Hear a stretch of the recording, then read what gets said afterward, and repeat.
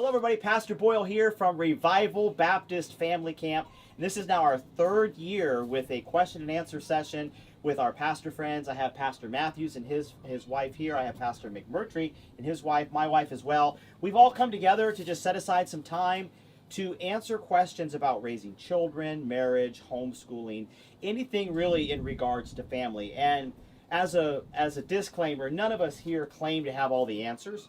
We're just here to help give you advice that we have followed, things that we have done, and just help encourage you in your journey in raising your family and guiding your home and things of that sort. So I have pre-submitted many questions here that we're going to just kind of comb through, and I just kind of want to keep it open. So feel free to chime in at any time that you may have a thought. Our goal is just to get as much information to you so that you can process that and make decisions accordingly for your home.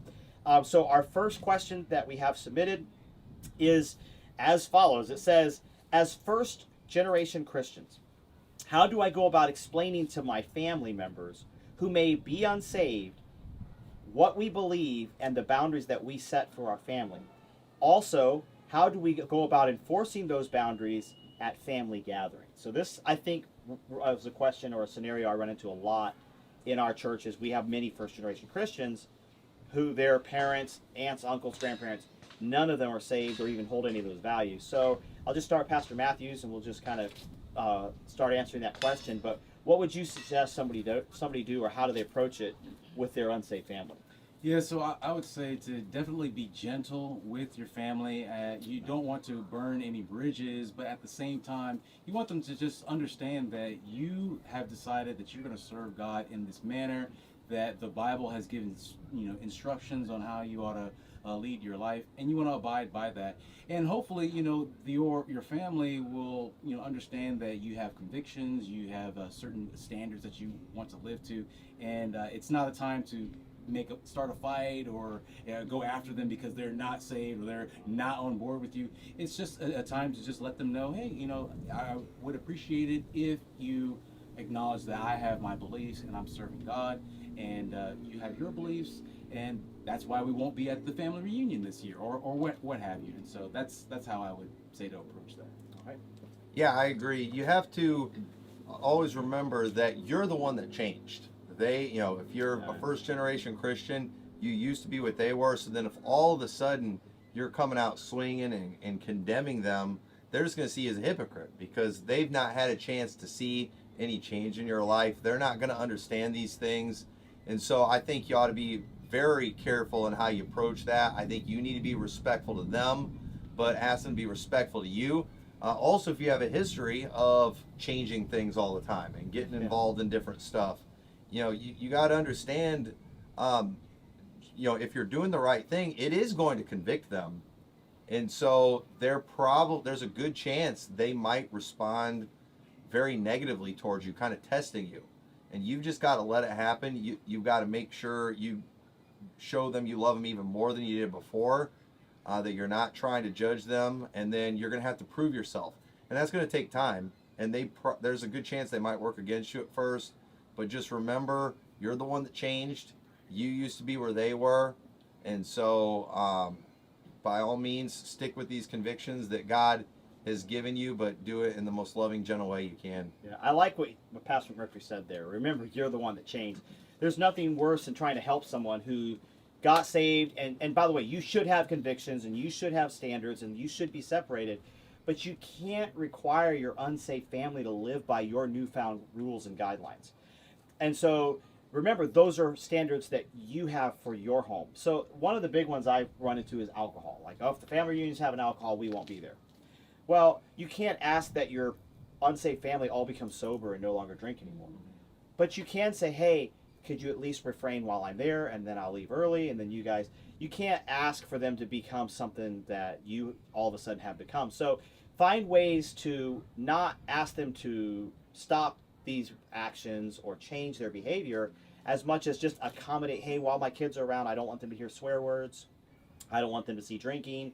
Could you at least help me out with that? And then if let's say swear words and they slip up, understand there's a difference between a slip up and someone trying to intentionally corrupt your kid. If your uncle slips up and says a swear word, oh, I'm sorry, don't go in fight mode. Like, Mhm. you know, Right, it's right. different than if they're just doing it to, and you'll know as your family, they're your family. You should know. And so I just encourage you to be patient with them. Don't burn any bridges, as Pastor Matthew said. Too many people have done that. They get saved and then they excommunicate any family member for the silliest reasons. I mean, just things that you'll go to a restaurant and watch everybody in that restaurant drink alcohol, and you're not going to excommunicate them, but you'll do that to you'll live in a wicked world, but your family messes up in these little areas. So, no, we're not saying don't have standards. We're just saying keep them in perspective and be very delicate when you're handling them. Remember, it might be your parents you're dealing with. They're your parents. And it's going to be hard for you to teach them anything. Now, this is kind of a sub question.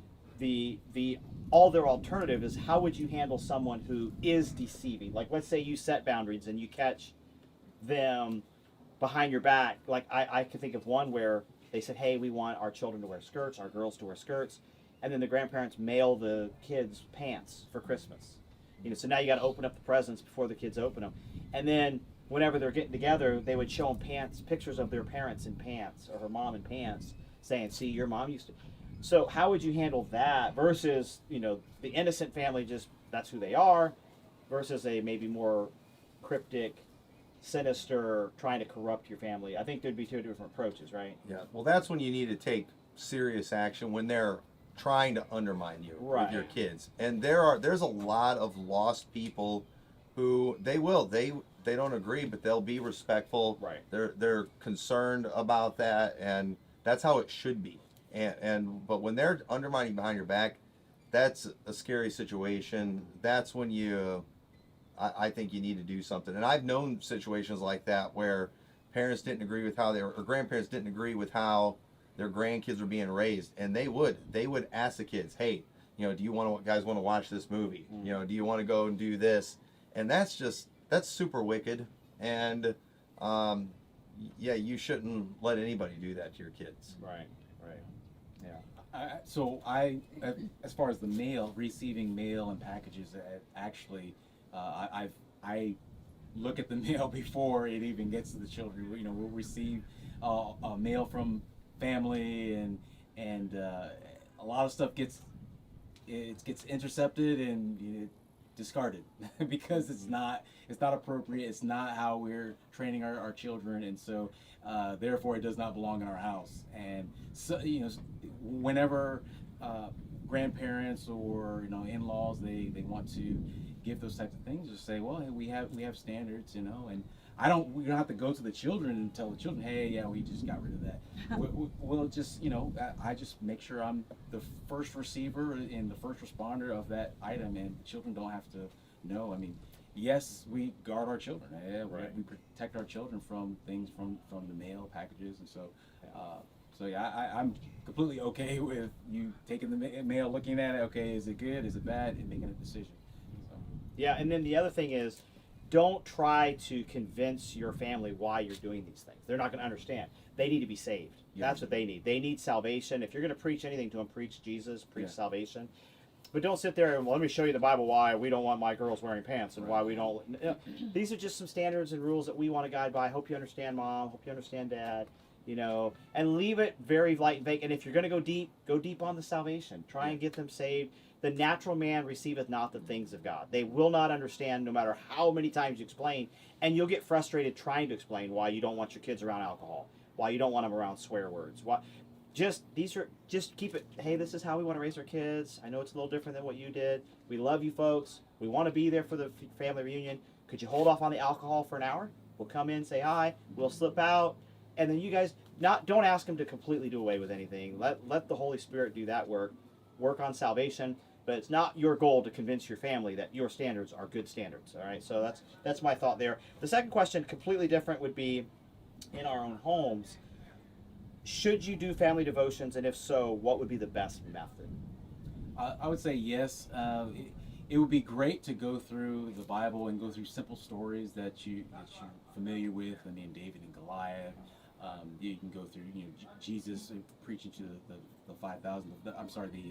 The loaves and the fishes, those types of things. But also, you can go through Proverbs. I mean, just read one verse going through the Proverbs and then expound upon it as the father of the family. It's your job to manage the spiritual health of your family, and a part of that is knowing the Word of God and expounding upon it unto your family, your children, and let them know that you're interested in what wisdom is, what the Bible says, and that way they will be on board with, oh yeah, well my father, he actually likes the Bible, he reads the Bible to us, he teaches us, and I would say make that a standard. As far as curriculum, I don't know about any other curriculum besides the Bible when it comes to devotions, but yeah, stick with the Bible. You can start with Proverbs. That's a great place to start. Yeah, we've never really had like a specific family devotion routine, which seems a little foreign to a lot of people. But my philosophy always was, they're in church all the time. They're being homeschooled, where they're doing Bible stuff throughout the day in school. And so, if I was going to do anything with that, it's something I would make sure it was something that was fun and extra. And you hear some people act like you got to get those family devotions in every night, and that can become kind of a burden. It can become a routine, and you want things in the Bible to be special. And I think as a father, you're kind of the pastor of your home, and so it's what you think you need. And sometimes in churches, they feel like, hey, we need a revival meeting or something like this. It's whatever you think your family needs spiritually at that time. And so don't overdo it. Don't make it something your kids dread and don't like. If you're going to do something, make sure it's special and you're not just going through the motions of it. Mm-hmm. I liken it to, it's a personal relationship, so we encourage our kids to have a personal relationship rather than a corporate relationship. But I liken it to anybody that's into any kind of fitness or health. Usually, and I'm going to use a broad brush and probably, will mispaint some, but usually the ones who are like to the T, to the letter, they fizzle out. You got to get up at 6 and you got to work out. People who just learn how to adapt their lifestyle are usually the ones that do well and they do long. And what I found is there are people, when it comes to living the Christian life, they have to get up in this, they got to pray for this long and read their Bible this way, and they don't usually last long. I'm interested in raising a family that their relationship with the Lord and their growth is sustainable. So ask yourself, are you doing something that is sustainable? Does the method of devotions, you're waking your kids up at 5 in the morning to have these devotions because you got to have the devotion. Well, how are you really doing any favors there? And all you're going to do is create someone who fizzles out. And so I always look for ways to make it to where, as a family, as Pastor McMurtry even mentioned, it's like, it's a church. What is the need at the moment? And if there's a need, then we'll sit down, hey, as a family, we're going to study through the book of Romans. And we would study through the book of Romans as a family if that was a need, or whatever, Proverbs in that case. But remember, if your home is proper, you're homeschooling, right? So penmanship class, guess what our kids are writing out for penmanship? Bible verses, right? It's time for Bible memory. What are they going to be doing? They're going to be memorizing Bible verses. It's time for extracurricular reading. What do you think they're going to be reading? Bible, right? So there's a lot of Bible that gets incorporated that doesn't get classified devotion, but you're teaching that book. And to me, that's far more, that's the difference using the fitness would be actually living a busy life and putting in all these steps, or getting on a treadmill and walking for an hour. You're more likely to, if you're living a busy lifestyle, maintain those steps because you have to go, you're not really counting, versus you get on the treadmill and you start the clock for an hour. Devotions, I got to do it. Or how about incorporate into your everyday life, and now you're doing it all the time, and without knowing it, you've got all your steps in that day. So, just be mindful that you can adapt it to your family, whatever your family needs. But anyway, number 3, what are the responsibilities of the wife to be the keeper of the home? And should the husband help with any of those, or are they solely the wife's job? I want to know who asked this. That's what I want to know. Tommy McMurtry. That's what I want to know. Yeah. Should we? We will keep it anonymous as we promised, so nobody I'll will let know. my wife answer this one. Sure. What are the responsibilities of the wife? Well, the Bible does talk about the woman guiding the home. Amen. So I like to tell women that we are the queen of the castle, and so that just the home. How many times have you done dishes since we've been married? I 30 don't. or 40. I don't even think I can count on one. 30 hand. or 40. No, I don't even think I can count on one Does it hand. count if you clean off a spoon before you eat? No, not how many ice dishes cream? have you washed. How many Yes. times have you done the Oh, okay. I lost track. It's maybe 4 or 5, and it was at times when I was like near death. So all that to say, I've always looked at it as I counted a privilege as being a stay-at-home wife and mom. I counted a privilege. He's worked very hard. At times, he's worked 2 jobs, 3 jobs to keep food on the table and the bills paid so I can raise our children. So for me, I accept all the responsibilities of the home. Now, if there's ever been a time where like my back was out and the kids were younger, since our kids are older, they've taken over a lot of the home responsibilities.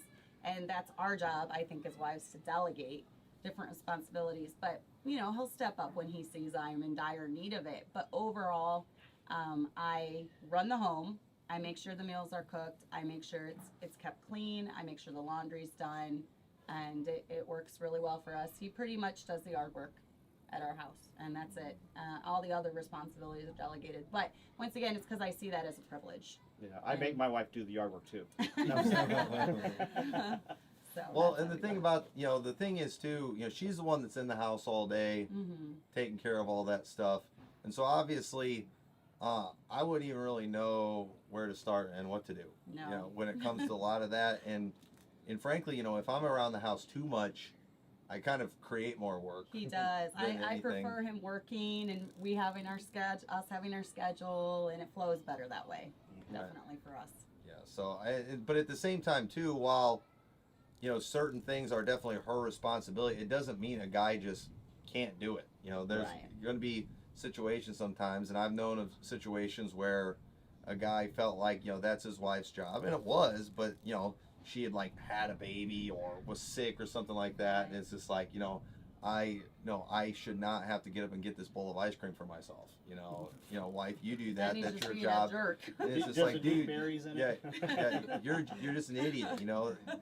It's okay if a day comes where you actually make your wife something, because she went through the pain of bearing that child. And so at the end of the day, it's about actually caring about your wife and loving your wife. And Right. a lot of guys, let's just face it, and they're getting married so they can have a full-time servant That's true. on hand. And that's it. So Yeah. So I would say everything that needs to be done in the house, guiding the house, it is my wife's responsibility, and things that she requires my help, she'll just say, hey, can you help me with this? And I'll help her. I'll just say, hey, yeah, I'll do that. But most of the time when it comes to things in the house, like Pastor McMurtry was saying, I would actually be a hindrance to her getting stuff done. I would be, because I don't know where to start, or I'm not really sure. But if a chair is broken, okay, I'll go fix the chair, because she needs a chair for schooling, or the table, things that she needs. She just asks me to do it, and I'll do it. But like 99% of the time when it comes to things inside the house, I mean, she does it. She loves doing it, and I like that too, because there's other things that I have to do. I do most of the work outside. Well, teaching the boys, now the boys do a lot of the work outside. But at any rate, I mean, the responsibilities, they really are on my wife, and I don't have to command her to do anything in the house. She wants to do it, and people get hungry in the house, so she makes food. Clothes are dirty, so she washes the clothes. Dishes need to be cleaned, so children clean the dishes. Okay, and so it works, and that's the model, the pattern that God designed. The men do the hard work outside and inside the house, and the wives do harder work. Cleaning the house, making sure it's prepared for the whole family to be able to enjoy each other and serve God better. So Yeah, I think of it like if you were co-owners in a business, and your goal was to succeed that business, because if that business succeeds, your revenues are going to go up, you're going to have money. So in a setting where the goal is not what's my duty, the goal is succeed this business, right? So that might mean you're cleaning the toilets even though you don't have janitorial duties. I'm the office manager. Well, yeah, but they need cleaned, and the business needs to succeed. And so you'll find people who are in management or ownership of businesses, they don't have a list of duties. The entire thing is their, now they may delegate, but at the end of the day, it's still their job to do it, and they're going to make sure that it gets done. So if you think of it, your goal as husband, wife, you're one in the flesh, the Bible says. Your goal is to raise a successful family. And so if you have to give a job description to your wife, and then she's got to follow, well, that one's not on my job description, that one's on your job description. You have more problems than you realize. It's not about, well, this is my list and this is your list, and I'll never violate mine and you never violate yours. It's more about working together to get the family together. So for instance, you come home and you see your wife's just had a rough day. You know, that's when you might just say, take her out. Let's go out for dinner. You know, let's do something.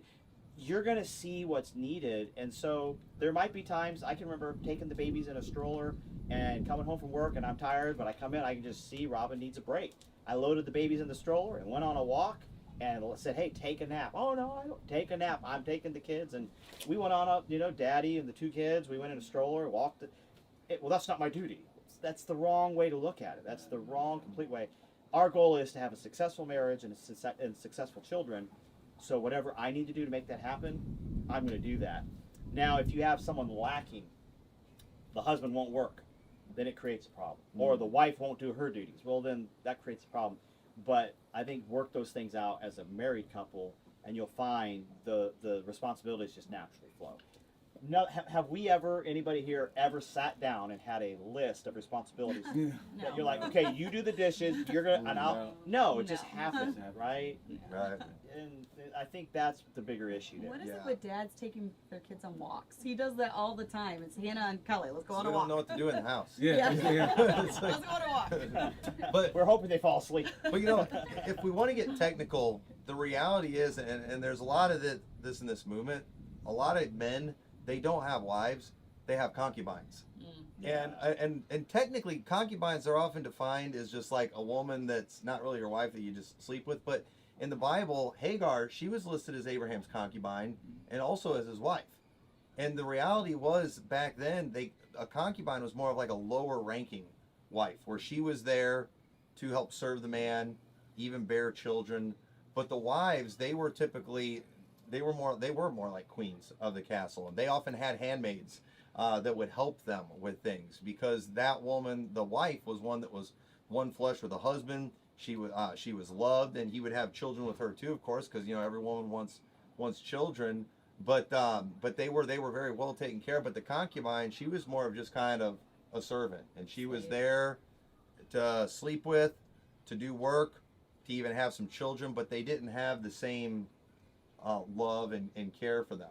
And that's kind of what guys are looking for today. They're looking for a full-time servant in their home that they can sleep with, have some kids with, they can boss around, but there is no love. There is no equality. There's no one flesh or anything like well, not even just there isn't a physical sense, but they're not a unit. Right. And man, I can't think of anything worse than my daughter getting stuck as some dude's concubine. Right. Yeah. Well, you could see that when the single 35-year-old man comes and it's like, so when I get married, does my wife have to do the laundry and this? And this is the best analogy I can use to describe that is trigger happy candidate at police academy. Yeah. And he's like, so when I get the badge, can I shoot people? And don't ever give him a badge, right? Because when he has a badge, he'll have the authority to shoot someone, and he'll have the authority to use that taser. He'll have the authority to arrest you. Now, we can fight that in court, but when that badge is on, he has that authority. When you're married, you are the head of that house. But if you're talking like that before you're the head of the house, you don't deserve that position. And if you're the girl in that relationship, run, because he's trigger happy. There's a lot of red flags there, and so that's the only way I can really describe. Yes, you have that authority, but if they're wanting to misuse that authority, something's wrong. Yeah, if they're asking about is it okay before they get married, especially if it's okay to use corporal punishment on their wife, it's just like, then it's just like, so those guys are out there. They want a concubine.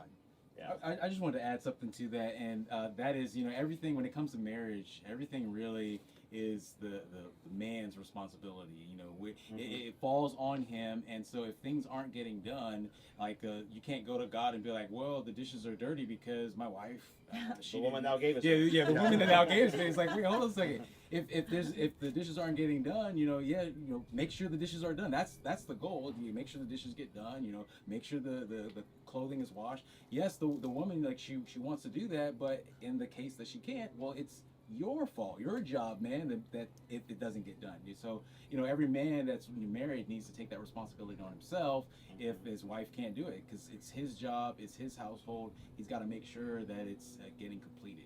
So Well, that'd go back to the analogy of a business owner. Yeah. That's the difference between a business owner and an employee. The employee, if it doesn't get done, he clocks out and goes home. The business owner, it doesn't matter if that's my job duty. I have to get this done, whether I hire someone to do it or I do it myself. All right, number 4. What advice do you give to a parent who has a teenager that's in rebellion? Any takers? First off, let them ask for your advice. Like that parent, if somebody, your advice you give to somebody else's. Right, what advice would you give to a parent who's dealing with so rebellion? this is the person with the rebellious teenager asking. With the rebellion. Oh, okay. I misunderstood that. No. Yeah, I'm going to tell you your kid's rebellious. Yeah. No. Wait for them to What ask. would, and I know with a question like that it is vague because there's all kinds of rebellion. But what advice would you give to someone whose teenager is in rebellion and the parents are struggling? What can a parent do to help pull their kid out of that rebellion? I do think one thing that's important, because again, there's a lot to that. What's the nature of the rebellion? When's it popping up? But one thing that I learned from being a youth director for several years that helped me a lot, especially when I had teenage boys, is that boys go through a just completely brain dead stage, is what I call it. Like when they start hitting puberty, going into junior high, it's like their brain falls out of their head and literally quits working, and it's very frustrating. And a lot of times they seem like they're being rebellious, but the reality is they're just stupid.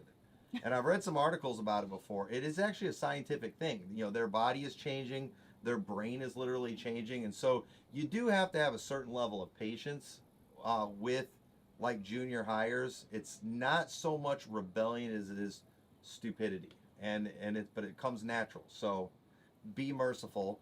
But then when they start getting older, and they're kind of past that stage, part of growing up is becoming, for men especially, is becoming independent. Right. And the fact that they're not willing to just go along with everything you say, like when you were little and you could tell them, you were Superman, or you could beat up Superman and they believed you, that day is going to come where they're going to figure out you're not the strongest, you're not the smartest. Sometimes you do dumb things as a parent. And, the reality is part of that independence, it's God's way of preparing them to leave the nest, which is what they're supposed to do. They're supposed to leave father and mother. And so, I wouldn't freak out about it that much. It's just, but what you do have to work on is making sure you have their heart, that you do try to remember what it was like for you. And, I remember when I hit a certain age, I started butting heads with my dad for a lot of stuff. And Until you got married. yeah, and then I got married and, and Calm down. and it just, it changed everything. It was just, it's like nature's way of preparing you to leave. So there's a lot of stuff that's kind of considered rebellion that's pretty natural stuff. Right. So don't freak out, calm down, but here's how you deal with it. And with boys, sometimes they need to just burn off some energy. And if you've been having them playing video games all day and eating ice cream and drinking soda, he's going to have some behavioral issues, and he's not going to listen to you when you tell him go to sleep. He's going to be getting up and running around and doing stuff. And so sometimes we do things, we set them up for failure, and then we think it's rebellion, and sometimes it's bad parenting. So it's a not vague question, but there's a lot to that question, and it depends really on what the nature of that rebellion is. But one thing I have noticed, I've got 3 teenagers, one thing I've noticed is that their behavior does change when you engage with them, talk with them, ask them normal questions. Not just, did you have a good day, but ask them what they did or what they learned. Was there anything interesting about their day? Or pay attention to the details that in things that they've produced, like if they've produced a certain a drawing, or they have an idea for a game, or they engage them on that level to where I've seen that the behavior kind of changes. It's not really rebellion, but they might seem down, or maybe it might seem like they need a little extra attention. And I would say, from a father's perspective, give that attention to them by asking them questions, engaging with them, and their behavior, I mean, almost immediately changes.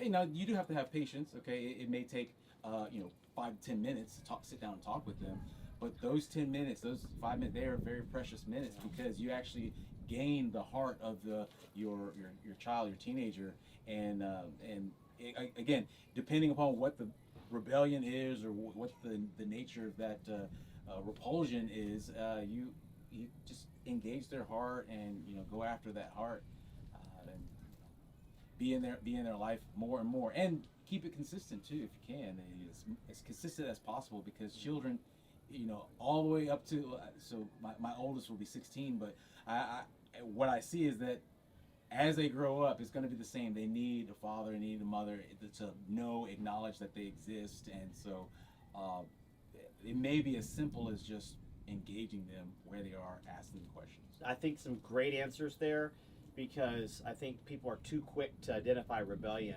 whenever there's any kind of dissidence of any kind, whether it's because sometimes it's just you're asking too much of your kid.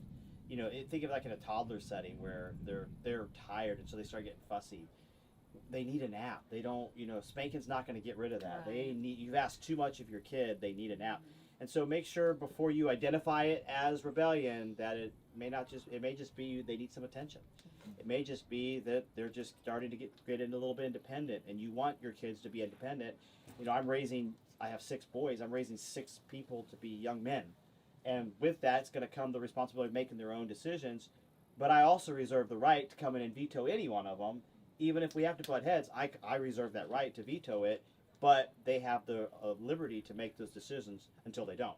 And so that could be labeled as rebellion if they make a decision I don't agree with. So be careful with that. And then if they're in open rebellion, that's where local churches come in. That's where you need a pastor.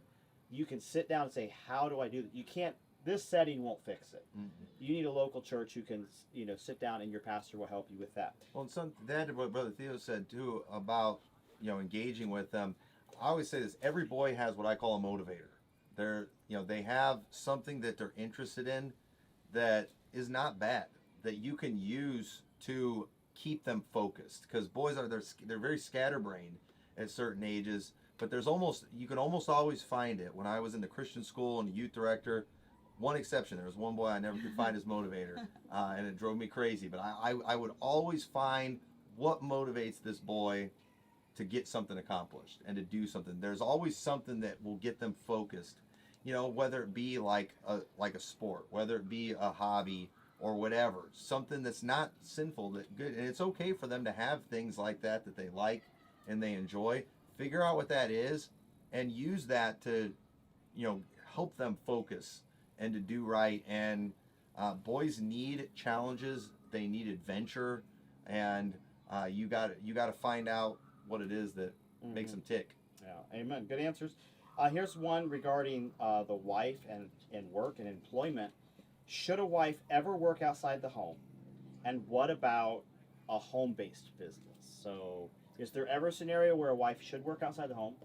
And what are your thoughts on home-based businesses? So I would say no. A wife should never work outside of the house.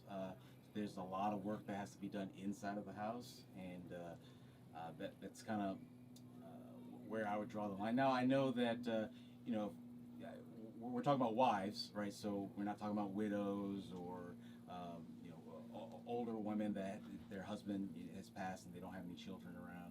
We're not talking about those, but wives who have children at the home, their husband is working. They do not need to be outside of the house, going off getting a job somewhere.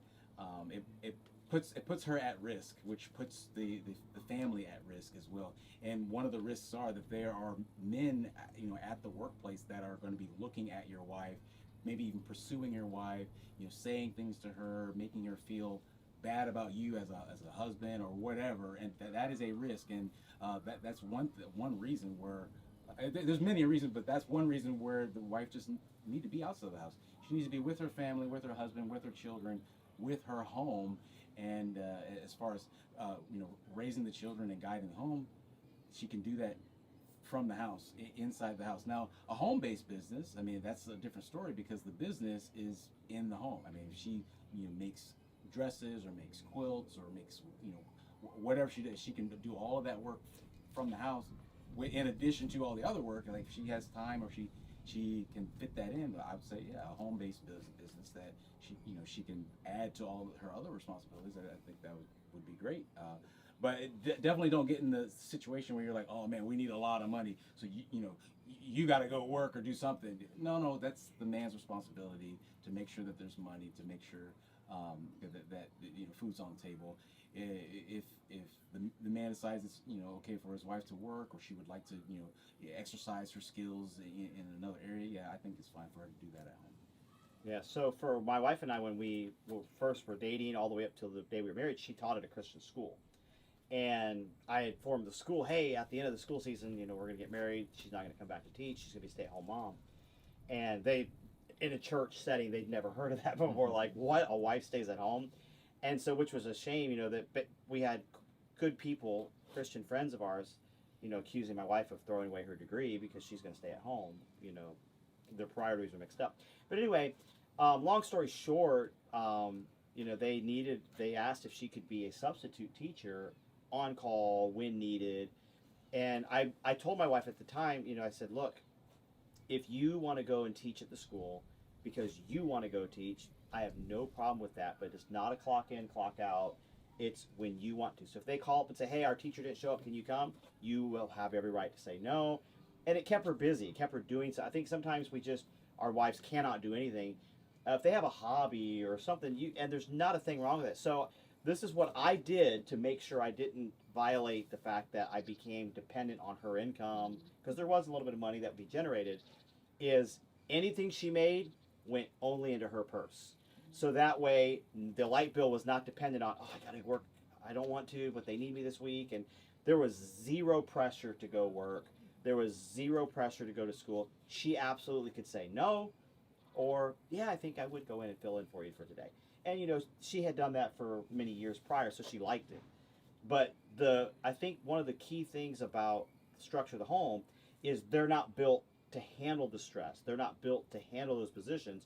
So if you can alleviate that, that's where a home-based business, as you touched on, could also be potentially damaging in the fact that it becomes part of the income that you're relying on. Now she's got to make so many Etsy crafts, or she's not going to be able to pay her bills. Well, no. If you're going to do a home-based business, that's great, but that's not the breadwinning for the family. That's your personal money. That's your yard sale money. And that will help, because the point isn't keep your wife on a leash. That's not what it's about.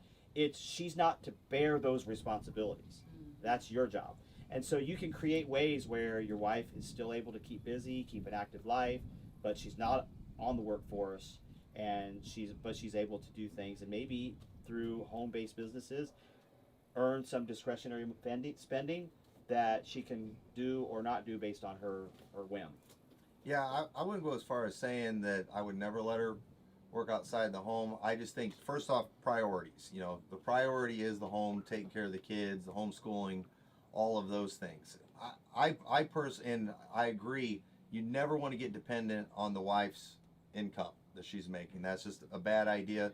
A lot of times when couples first get married, they both work, when there's no kids. I don't think there's a problem with that, but I do think it's dangerous for you to get used to that income, because then when the kid comes, now you're in a situation where you might want to force her to work because you got to pay that huge mortgage and car payments. And so you never want to ever plan on or depend on your wife's income.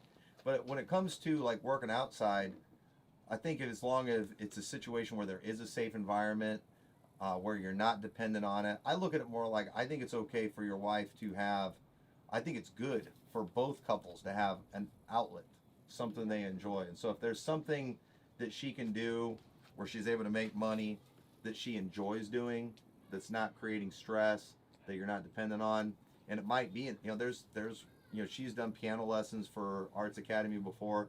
That was something she enjoyed doing and made a little bit of money. But so I won't go as far as saying don't ever let her do that. I would let her.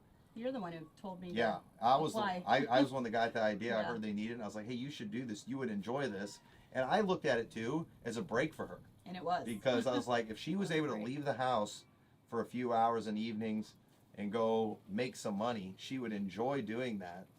And while I'm it- doing something I love, which Yeah. is teaching music. yeah, So, and yeah. yeah, and so I knew she would love it, and it would be a break, and I was willing to, you know, sacrifice that time, because our kids weren't as old as the time, and I'll watch them while she does that, because you know it's enjoyable. But like, you know, guys, maybe your outlet's hunting or golfing or something like that. Well, if it's not a sin to golf or hunt, but if you're failing in your main responsibilities so you can do those things, then it's wrong. And I will say, many women are failing in their responsibilities because of jobs Right. and things. But if you're able to make it work somehow, I don't think it's wrong to do that. Just keep your priorities right. Yeah, and then in a scenario where the wife is doing some kind of a hobby that generates money, the husband would be able to have the authority, and should retain that, to dismiss it any time that it becomes stressful. And if it's a Hey, compromising Yes, situation. if it's compromising the home, hey, no, or the wife, hey, no, and you know, maybe to her kicking and screaming, no, I like it, no, this is an executive decision, we're reining this in because I can see it's consuming you. And so but the husband, we don't ever get the wife to say, hey, honey, your job's weighing too much on you. You quit your job, stay. You're like, no, you have to go to work. Mhm. That is your job. That's your responsibility. So some different answers there, and you'll notice that there's a family structure, and it's being applied based on how can I obey the scriptures, and it make it fit my family. And so that's important. Here's another question: what should you do if your spouse is depressed?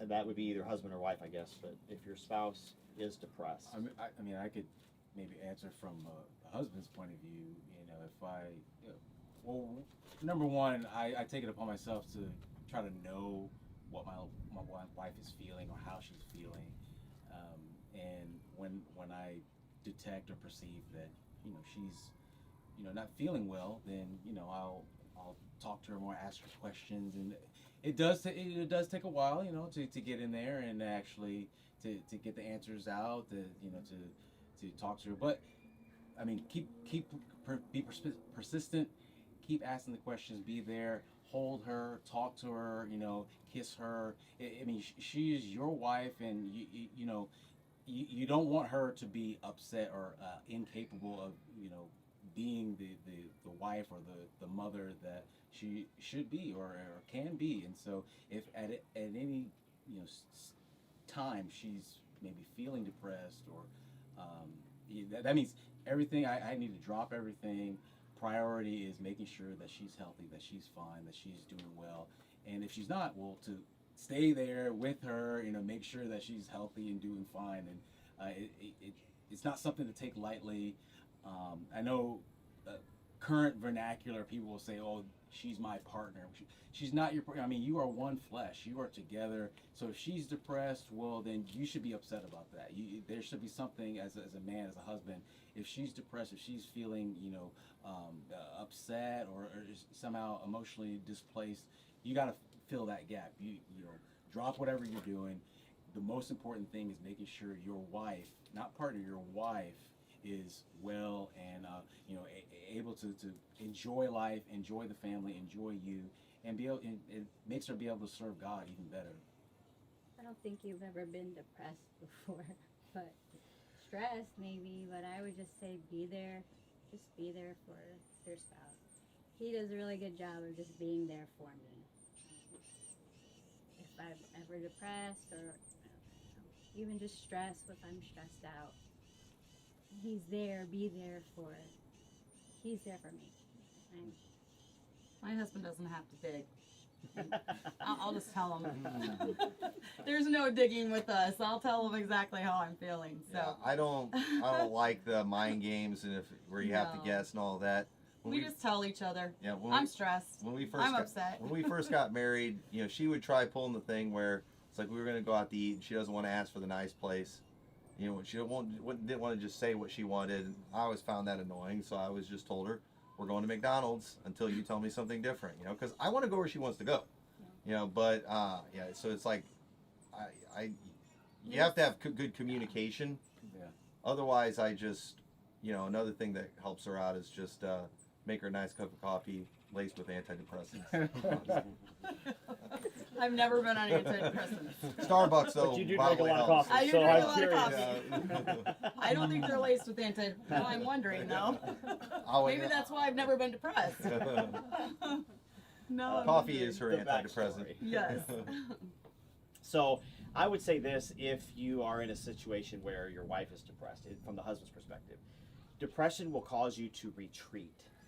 And as a husband, you need to not let that happen. You need to pull her out of that, and yes, talk to them, yes, love them, yes, care for them. But they're going to be like, I just want to be left alone. They don't need to be left alone. Right, That's yeah. not what they need. And so you try to help them take the kids, and you just go off and let them sulk in that dark spot. That's bad. That's a bad. It'll exponentially get worse. Right. And so know what they need, and then pull them out of that and help them in those situations. No, honey, we're going to go to church. We're going to go. I know you don't feel like it, but come on, load up. I'll take care of the kids. And what you'll find is the Word of God works. Church is good. Fellowship is good. The singing, it'll lift their spirits, and they may not say it, but they'll be glad. And I've just seen too many parents or husbands, when their wife goes into a depressed state, they just let her alone, and then whenever she's ready, she'll let me know that, and it just spirals down. Because when you interact with people, and I don't know all the scientific terms, but it stimulates the chemicals and the hormones that you're imbalanced on, and it gets you back where you need to be. When you retreat, it exponentially makes it worse, and you get darker. So Can I add something too? Sure. A lot of times, this might be coming from a husband asking about a wife who has 3 kids 3 and under. A lot of times it's just a season of life that's a little bit more difficult. So a lot of hormonal changes can be happening, a lot of different emotional things can be happening, and there's just going to be tougher seasons of life that you just got to get through together. So that's something to be aware of too. And there are natural things that you can do too with a woman if her hormones are off or something. There are natural things that you can do to help that. So yeah, so that's a very complicated subject with these are just the simple overview answers. right. But there's a lot that you can do. But I like what you said. It is your job. You're you're married, and you want to work those things out. You want to make sure your home is happy and healthy. But anyway, I think that's all the time that we have. There are many more questions. We didn't get to them. We will have some question and answers before the service this evening. But we're so thankful for you. We hope that you watch this. You can leave comments on more questions that you may have that we'll get to for sure next year. But maybe even before then, we'll be able to upload some things. But thank you so much. We will go to chapel here in just a moment and have a service. I see Pastor Knickerbocker just walked up. You'll be hearing from him here in the evening service. God bless.